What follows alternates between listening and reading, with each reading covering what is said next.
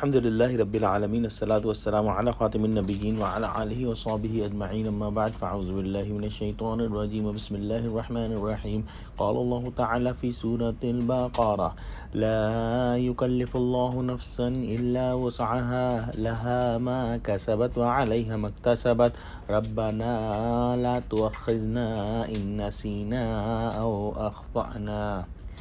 ترجمہ: خدا کسی شخص کو اس کی طاقت سے زیادہ تکلیف نہیں دیتا۔ اچھے کام کرے گا تو اس کو ان کا فائدہ ملے گا اور برے کرے گا تو اسے ان کا نقصان پہنچے گا۔ اے پروردگار، اگر ہم سے بھول یا چوک ہو گئی ہو تو ہم سے مواخذہ نہ کیجو۔ اس آیت کے اندر ایک نہایت ہی اہم اصول بیان ہوا ہے، اور اگر یہ اصول انسان سمجھ لے تو اس کو اسلام سمجھنے میں بہت آسانی ہوگی، اور اس کو یہ یقین ہو جائے گا کہ یہ کلام اس کے پروردگار کی طرف سے ہے، کیونکہ کوئی انسان ایسی بات دوسرے انسان سے نہیں کر سکتا۔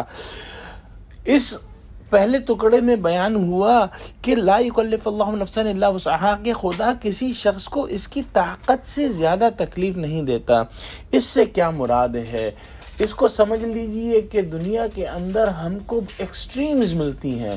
ایک شخص جو ہے وہ نہایت دولت مند ہے، نہایت صحت مند ہے، ہر دنیا کی نعمت اس کے پاس ہے، ذہین ہے، فطین ہے، زبان سے بہت اچھی بات کرتا ہے، لکھائی میں بہت اچھی تحریر لکھتا ہے، جبکہ دوسرا شخص جو ہے وہ ہو سکتا ہے کہ اندھا ہو، بہرا ہو، اس کے پاس کھانے کے لیے پیسے نہ ہوں، ہر مرض جو ہے اس کو اپنے اندر جکڑے ہوئے ہو، اور جو ہے وہ ہر قسم کی پریشانیوں کے اندر مبتلا ہو۔ پہلا شخص اگر لاکھوں کروڑوں ڈالر جو ہے اپنے ملینز اور بلینز ڈالرز کے اندر سے ریا اور دکھاوے کے لیے خرچ کر دے تو اس کا یہ خرچ کرنا الٹا اس کے لیے عذاب ہے کہ اس نے دکھاوے کے لیے خرچ کیا، جبکہ یہ دوسرا شخص جو ہے اگر کچھ دانے بھی جو ہے رزق کے جو ہے وہ خیرات کر دے تو اس سے کہیں زیادہ جو ہے فائدہ مند ہوں گے اس کے لیے، جو کہ پہلے شخص نے ریا کے لیے خرچ کیے۔ اور اس کا فیصلہ صرف اور صرف خالق ہی کر سکتا ہے، جو کہ دونوں یہ جو انسان ہیں ان کی ہر چیز سے واقف ہے، ان کی ہر صلاحیت سے واقف ہے۔ انسان جو ہے اس کے لیے دو چیزیں اہم ہیں، ایک جو اس کو جینز دی گئیں اور دوسرے جس ماحول میں اس نے پرورش پائی، اور ان دونوں چیزوں کے ملاپ سے ایک شاکلہ وجود میں آتا ہے، اور اس شاکلے کے اندر جو ہے اس کو رہنا ہوتا ہے اور اس کے اندر ہی محنت کرنی ہوتی ہے۔ اسی وجہ سے جو ہے ہر انسان کا حساب کتاب جو ہے اس کے اپنے اعمال کی وجہ سے ہے، اور اس کے جو بھی چیزیں اس کو عطا کی گئیں اس کے حساب سے ہے۔